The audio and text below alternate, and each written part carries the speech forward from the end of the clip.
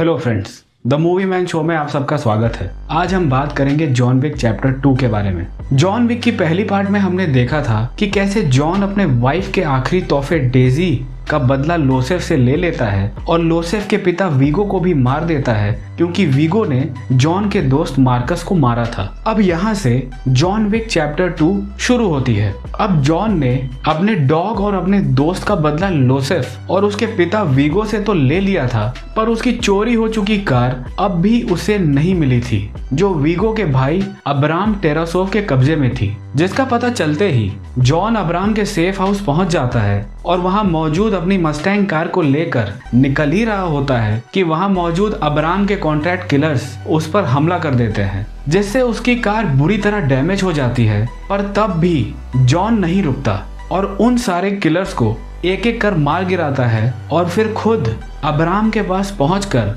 उससे अमन और शांति बनाए रखने की बात कहता है। जिस बात पे अब्राम को थोड़ा अजीब लगता है क्योंकि उसे लगता था कि जॉन जैसा हॉटशॉट किलर अमन और शांति की बात कैसे कर सकता है, पर तब भी अब्राम जॉन की बात मान जाता है और जॉन वहां से अपनी डैमेज मस्टैंग कार लेकर अपने घर की तरफ निकल जाता है। अब अगले दिन जॉन के घर ओरेलियो पहुंचता है जो एक मॉडिफाइड कार शॉप का ओनर होता है, जिसने जॉन को उसकी कार की लोकेशन बताई थी जो कि अब्राम के पास थी। जिस बात के लिए जॉन उसे धन्यवाद करता है और उसे अपनी डैमेज मस्टैंग कार को रिपेयर करने का ऑर्डर दे देता है। अब उस रात न्यूयॉर्क शहर में जॉन के घर एक इटालियन माफिया कमोरा की टीम पहुंचती है, जिसका लीडर सेंटिनो जॉन को अपना एक काम करने का ऑर्डर देता है क्योंकि कुछ साल पहले सेंटिनो ने जॉन की एक ऐसे समय में मदद करी थी जब जॉन को एक इम्पॉसिबल टास्क पूरा करने को दिया गया था और उस टास्क को करने के बाद ही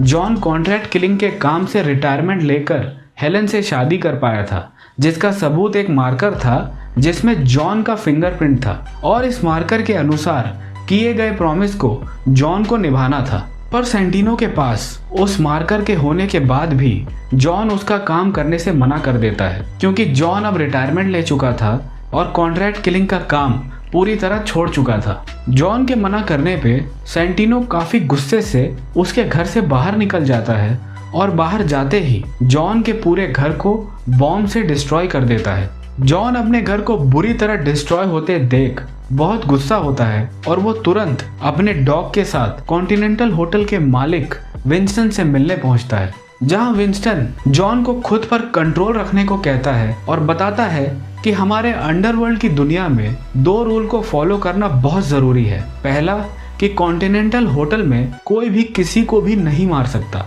और दूसरा कि मार्कर के रूल के हिसाब से उसकी प्रॉमिस को पूरा करना। अब क्योंकि जॉन के पास सेंटिनो की मदद करने के अलावा और दूसरा कोई रास्ता नहीं होता, इसलिए वो विंस्टन की बात समझता है और कॉन्टिनेंटल होटल में अपने डॉग को छोड़कर वहां से सेंटिनो के पास पहुंच जाता है। अब सेंटिनो जॉन के शातिर अंदाज को देखकर बहुत शॉक्ड होता है क्योंकि जॉन हमेशा अपना काम बहुत फोकस और डिटर्मिनेशन से करता है और इसी वजह से सेंटिनो उसे अपनी सिस्टर को मारने का कॉन्ट्रैक्ट देता है क्योंकि सेंटिनो खुद अपनी सिस्टर को नहीं मार सकता था। अब जॉन जब सेंटिनो से इसका कारण पूछता है तो सेंटिनो उसे बताता है कि मेरे फादर ने अपने आखिरी दिनों में कमोरा हाई टेबल की सीट मेरे सिस्टर जियाना के नाम कर दी थी, जो अंडरवर्ल्ड क्रिमिनल्स के बॉसेस की 12 सीटों में से एक है और मुझे किसी भी कीमत पर वो सीट चाहिए और जियाना को मारकर तुम मेरा ये काम पूरा करोगे और बदले में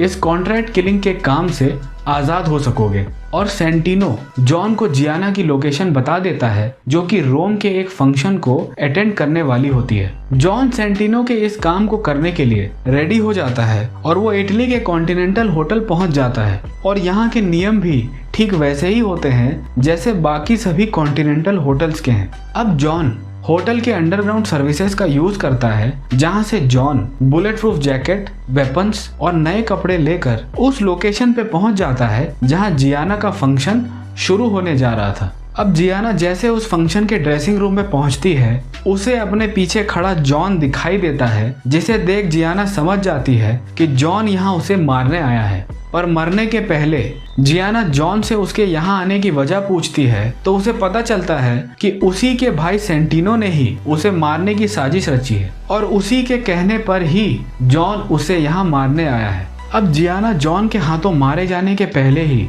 अपना हाथ काट लेती है और जॉन उसे शूट कर वहां से निकल जाता है। पर बाहर मौजूद जियाना का खास बॉडीगार्ड कैसियन जब जॉन को उस फंक्शन में देखता है तो उसे जॉन पे जियाना का कत्ल करने का शक होता है और ड्रेसिंग रूम में जाकर उसका ये शक सही निकलता है और वो तुरंत जॉन के पीछे अपने आदमियों को लगा देता है। पर जॉन उसके सारे आदमियों को एक एक कर मार गिराता है और वहां से वापस अंडरग्राउंड के रास्ते बाहर निकलने की कोशिश करता है। पर वहां सेंटिनो ने पहले ही अपने बॉडीगार्ड एरिस को जॉन के मिशन पर नजर रखने को भेजा होता है और मिशन पूरा होते ही जॉन को भी मारने का ऑर्डर दे रखा होता है ताकि जॉन के साथ साथ सारे सबूत भी खत्म हो जाए। अब जॉन जैसे ही एरिस को देखता है वो समझ जाता है कि सेंटिनो ने उसके साथ धोखा कर दिया है, यानी कि जियाना को मारने के बाद भी जॉन को आजादी नहीं मिलनी थी क्योंकि सेंटिनो जॉन को मरवा कर सारे सबूत मिटाना चाहता था। अब जॉन के पास कोई और रास्ता ना होने की वजह से वो अकेला ही उसके सारे आदमियों से फाइट करने लगता है और उन सबको हेडशॉट देता हुआ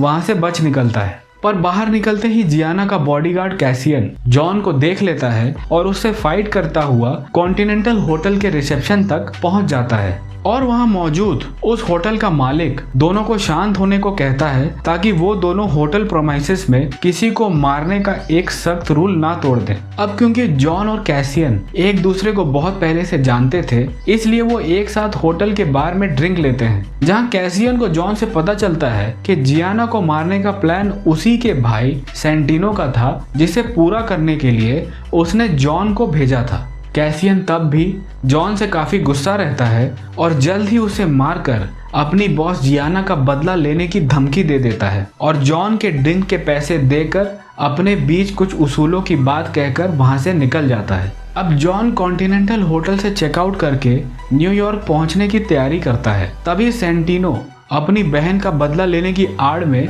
जॉन के ऊपर पूरे 50 करोड़ का इनाम रख देता है, जिससे अंडरवर्ल्ड से जुड़े सारे क्रिमिनल्स, कॉन्ट्रैक्ट किलर्स जॉन को मारने के पीछे लग जाते हैं। पर जॉन क्योंकि फाइटिंग में काफी हेवीली ट्रेंड था इसलिए वो सूमो जैसे पहलवान को भी मार गिराता है और रास्ते में उसके ऊपर अटैक करने वाले सभी किलर्स को गन से नहीं तो पेंसिल से मारता हुआ आगे बढ़ता रहता है। तभी उसका सामना कैसियन से होता है और एक बार फिर दोनों आमने सामने आते ही एक दूसरे के ऊपर ताबड़तोड़ गोलियां चलाने लगते हैं और ये फाइट करते करते मेट्रो ट्रेन में जा पहुंचते हैं, जहां ये पब्लिक को चोट पहुंचाने के डर से गन के बजाय चाकू से फाइट करते हैं, जिसमें जॉन घायल हो जाता है। पर जॉन किसी तरह कैसियन के चेस्ट में नाइफ घुसा देता है और कैसियन को पूरी तरह मारने के बजाय आपस में कुछ उसूलों की बात कहकर उसे छोड़ देता है और वहां से निकल जाता है। अब जॉन घायल अवस्था में underground crime boss Bauri king के लोगों के पास मदद के लिए पहुंचता है, जिसके लोग जॉन की चोट का इलाज कर देते हैं और फिर उसे अपने किंग बाउरी के पास ले जाते हैं। अब जॉन और बाउरी के पीछे काफी लंबी हिस्ट्री है, जिसका शॉर्ट में मतलब ये है कि कई साल पहले क्योंकि जॉन ने बाउरी की जान अंडरग्राउंड क्रिमिनल से बचाई थी, जिस वजह से बाउरी आज इतना बड़ा किंग बन पाया, इसलिए बाउरी जॉन का एहसानमंद होता है और वो जॉन के ऊपर इनाम होने के बावजूद उसकी मदद करने के लिए तैयार हो जाता है। अब बाउरी जॉन को एक गन देकर और उसे सेंटिनो की लोकेशन पर पहुंचाकर अपना एहसान पूरा करता है, पर बदले में उसे अपना एहसानमंद बना लेता है। अब सेंटिनो अपने सेफ हाउस में हाई टेबल की सीट पाने की खुशी में पार्टी दे रहा होता है, जहां की पब्लिक इस बात से अनजान थी कि सेंटिनो ने ही अपने सिस्टर जियाना को जॉन के हाथों मरवा कर हाई टेबल की सीट हासिल की है। हाई टेबल की सीट एक्चुअली अंडरग्राउंड क्रिमिनल के अलग अलग गैंग के बॉसेस की होती है, जिसकी सीट पाकर वो अपने अपने शहर में क्रिमिनल्स के बादशाह होते हैं। अब जॉन सेंटिनो के पास पहुंचकर उसे शूट करने वाला ही होता है कि वहां मौजूद उसके बॉडीगार्ड्स उस पर शूटिंग शुरू कर देते हैं, पर जॉन उन सबको उन्हीं के गन से मारता हुआ सेंटिनो का पीछा करने लगता है। पर सेंटिनो अपनी बॉडीगार्ड एरिस की मदद से सेफ हाउस के एग्जिबिट में छुप जाता है अब जॉन एग्जिबिट में अपने फोकस से सेंटिनो की बॉडीगार्ड एरिस को ढूंढ निकालता है और उससे फाइट कर उसे हरा देता है। अब सेंटिनो वहां से भागकर न्यूयॉर्क के कॉन्टिनेंटल होटल में पहुंचता है, जहां के रूल के हिसाब से वहां किसी को भी मारा नहीं जा सकता। अब जॉन भी सेंटिनो का पीछा करते हुए उसी होटल में पहुंच जाता है और वहां मौजूद कॉन्टिनेंटल का मालिक विंस्टन जब जॉन के गुस्से को देखता है तो वो जॉन को चेतावनी देता है, पर क्योंकि सेंटिनो जॉन की नज़र में एक बहुत बड़ा धोखेबाज था जिसने मार्कर की प्रॉमिस को पूरा करने के बाद भी जॉन को मरवाने की कोशिश की। अब जॉन जब सेंटिनो को उसी होटल में हमेशा के लिए छुपे रहने का मजाक करते देखता है तो जॉन उसकी इस हरकत को बर्दाश्त नहीं कर पाता और उसे उसी होटल में शूट कर देता है और कॉन्टिनेंटल ग्राउंड में सेंटिनो को मारकर जॉन विक हाई टेबल का एक सख्त रूल तोड़ देता है। सेंटिनो को मारने के बाद जॉन रिसेप्शन से अपने डॉग को लेकर अपने उसी जले हुए घर की तरफ निकल जाता है। अब होटल के मालिक विंस्टन को ना चाहते हुए भी जॉन को एक्स कम्युनिकाडो घोषित करना पड़ता है, पर ऐसा करने के पहले वो जॉन को एक मीटिंग के लिए बुलाता है, जहां वो जॉन को बताता है कि तुम्हारे ऊपर चल रहे 50 करोड़ के इनाम को अब हाई टेबल द्वारा डबल कर दिया गया है और सेंटिनो को कॉन्टिनेंटल ग्राउंड में मारने की सजा में तुम्हें एक्स कम्युनिकाडो घोषित किया जा रहा है, जिसके तहत तुम्हें किसी भी तरह की अंडरग्राउंड सेवाएं नहीं दी जाएंगी। अब विंस्टन जॉन के ऊपर लगे इस इनाम को घोषित करने के पहले उसे वहां से भागने के लिए 1 घंटे का समय देता है और आगे के सफर में काम आने वाला एक मार्कर भी दे देता है। अब ये सब सुनकर जॉन विंस्टन से कहता है कि हाई टेबल को ये बता दिया जाए कि उनके लिए काम करने वाला कोई भी क्रिमिनल अगर मुझे मारने की कोशिश करता है तो वो खुद मारा जाएगा। और ये कहकर जॉन अपने डॉग के साथ वहां से भाग निकलता है। रास्ते में भागते वक्त जॉन को अपने आसपास मौजूद कई सारे क्रिमिनल के मोबाइल में एक मैसेज आता दिखता है और ये मैसेज उसके ऊपर रखे गए 1 अरब रुपए के इनाम का होता है, जो ठीक 1 घंटे बाद शुरू होने वाला रहता है। इसी के साथ मूवी यहाँ खत्म होती है। जल्द ही हम जॉन विक चैप्टर 3 को लेकर वापस आएंगे। अगर आपको हमारा ये एक्सप्लेनेशन पसंद आया हो तो प्लीज़ लाइक करें, सब्सक्राइब करें और कमेंट करके अपनी राय ज़रूर दें, ताकि हम इसी तरह आपके लिए कुछ शानदार फिल्मों का एक्सप्लेनेशन ला सकें। धन्यवाद।